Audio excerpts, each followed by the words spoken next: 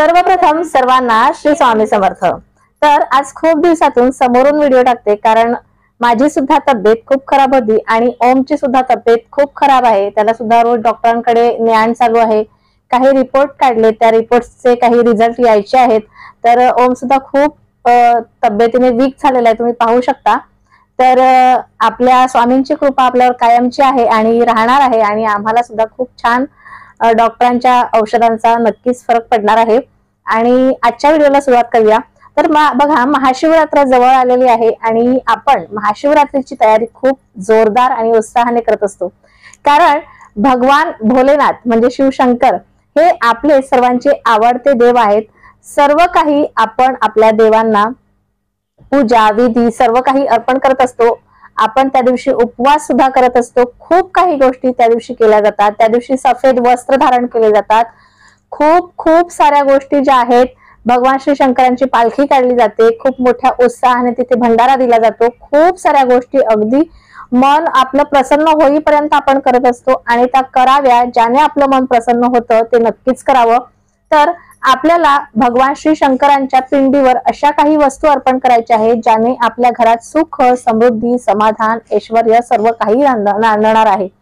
तर बोलताना थोडासा हा प्रॉब्लेम येऊ शकतो, तुम्ही समजून घ्याल ह्याची अपेक्षा तुमच्याकडून मी ठेवते।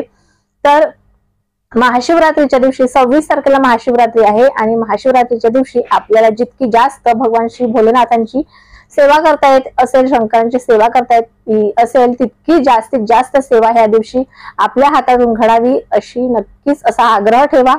तर आपण 26 तारखेला ब्रह्ममुहूर्तावरच उठायचं आहे। उठून आंघोळीच्या पाण्यात जर का गंगाजल टाकता येत असेल तर नक्की ते सुद्धा टाका, नसेल तर पंचगव्य टाकून त्या दिवशी आंघोळ करा। ब्रह्ममुहूर्तावर उठा आणि त्या दिवशी भगवान श्री शंकरांची जी पण कुठली सेवा तुम्हाला करता येत असेल ती सेवा करा। नसेलच जमत तर ओम नमः शिवाय ओम नमः शिवाय या मंत्राचा जप पूर्ण दिवस जितक्या वेळेला तुम्हाला शक्य होईल तितक्या वेळेला करा। आता राहिली गोष्ट की आपल्या घरात ही पूजा करावी का शिवरात्रीची, तर हो नक्कीच करावी। असं म्हटलं जातं की शिवरात्री प्रत्येक महिन्यात शिवरात्री येत असते, परंतु आपण जर का एकही शिवरात्र किंवा प्रदोषकाचा जो व्रत असतो प्रदोष व्रत, तो जर आपल्याला करता येत नसेल, काही कारणाने आपल्याला शक्य होत नसेल, तर असं म्हटलं जातं की महाशिवरात्रीचा उपवास केल्याच्या नंतर ह्या सर्व व्रताचा फळ आपल्याला एका महाशिवरात्रीत मिळत असतो। ज्यांना कोणाला हा व्रत करणं शक्य असेल त्यांनी नक्कीच हा व्रत करावा। परंतु ही जर पूजा तुम्हाला मंदिरात जाऊन करता येत असेल तर उत्तमच आहे, जमलं नाही तर आपल्या घरात सुद्धा ही पूजा करू शकतात। जर का तुम्ही महिला वर्ग आहात आणि जर का तुम्ही प्रेग्नेंट आहात तर तुम्हाला ही पूजा करता येणार नाही की 3 महिन्याच्या नंतर आपण महादेवांच्या मंदिरात जाऊ शकत नाही। असं म्हटलं जातं की पिंडीवर जो सर्प असतो, साप असतो, नाग असतो, त्याची सावली आपल्या गर्भावर पडली तर त्या गर्भाला म्हणजे त्या बाळाला पितृदोष लागण्याची दाट शक्यता असते असं म्हटलं जातं। बाकी ह्याच्यातलं काहीच वेगळं कारण नाही। मला जे माहिती होतं मी तुम्हाला सांगितलंय। बाकी तुमच्या समाजात तुमच्या घराण्यात जी कुठली पद्धत असेल ती तुम्ही फॉलो करू शकता। आता शिवपिंडीवर आपल्याला कुठल्या वस्तू अर्पण करायच्या, सर्वात महत्वाची गोष्ट, ज्यांना कोणाला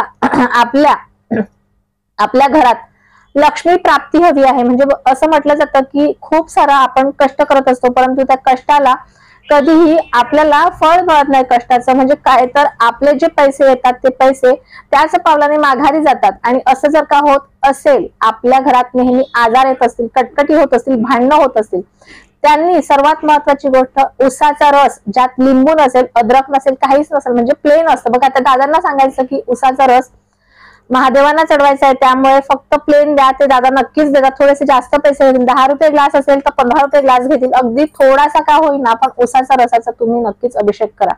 कुठल्याही वस्तूचा अतिरेक करू नका, म्हणजे खूप सारं दूध आणलंय, खूप सारं दही आणलंय आणि महादेवांच्या पिंडीवर अर्पण केलंय, पण ते बघा अगदी थोडं का होईना थोडंसं अर्पण करा, कारण महादेवांना जे आपण अर्पण करतो ते सर्व वेस्टेज मध्येच जातं।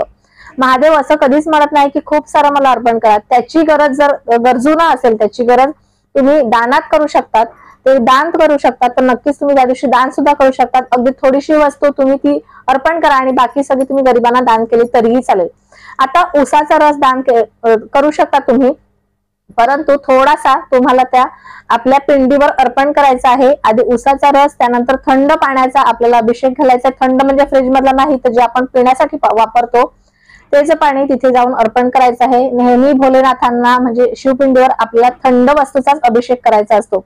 दुधाचा अभिषेक सुद्धा करू शकता, परंतु दुधाचा अभिषेक फक्त थंड दुधाचाच अभिषेक करू शकता आणि ते कुठल्याही प्रकारचं गरम केलेलं नसेल, कच्चं दूध तुम्हाला अर्पण करायचंय। त्याचबरोबर जर का तुम्हाला दह्याचा अभिषेक करायचा असेल, मधाचा अभिषेक करायचा असेल, आता मध का बरं अभिषेक करावी, मधाचा अभिषेक का करावा, तर ज्याच्या घरात खूप सारा आजारपण आहे, एखादी व्याधी इतक्या वर्षापासून लागलेली आहे किंवा अख्खा वर्ष त्या व्याधीतून बाहेर येत नाही, अशा लोकांनी मधाचा अभिषेक आवर्जून करावा।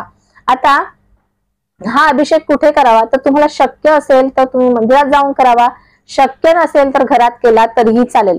शिवाय ह्या दिवशी तुम्ही मुठभर काळे तीळ सुद्धा शिवपिंडीवर अर्पण करू शकता। तर अशा काही गोष्टी आहेत ज्या अर्पण केल्याच्या नंतर आपल्याला आपल्या घरात सुख, समाधान, ऐश्वर्य हे नांदत असतं। त्याचबरोबर आपल्याला शिवलीलामृत जर म्हणता येत असेल, कुठल्याही म्हणजे शिवपूजा करत असताना कुठलीही जर तुम्हाला सेवा करता येत असेल, तुम्हाला कुठलेही श्लोक मंत्र म्हणता येत असतील, त्या मंत्राचा श्लोकाचं नक्कीच पठण करा।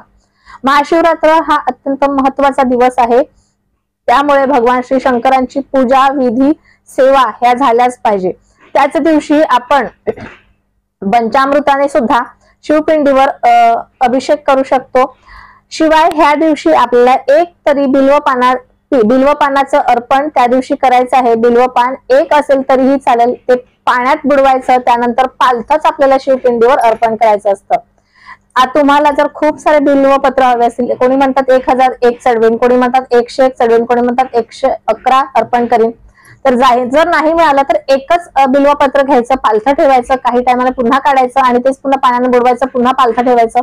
एकाच बिल्वपानावर सुद्धा तुम्ही ही सेवा करू शकता। बिल्वपान हे कधीही जुनं किंवा शिळं होत नसतं, तर अशा पद्धतीने ही तुम्ही महादेवाची पूजा करायची आहे। त्याचबरोबर आपल्याला थंड पाण्याचा अभिषेक करत असता बघा, काही लोक फक्त पाण्याचा अभिषेक करतात। असं म्हटलं जातं की शिव महादेव आहेत, म्हणजे महादेव आहेत, त्यांना कसलीच अपेक्षा नाही, फक्त एक थंड पाण्याचा लोटा घेतला म्हणजे तांब्या घेतला आणि तो चढवला तरीही चालतं, पण ते पाणी थंड असावं, गरम नसावं।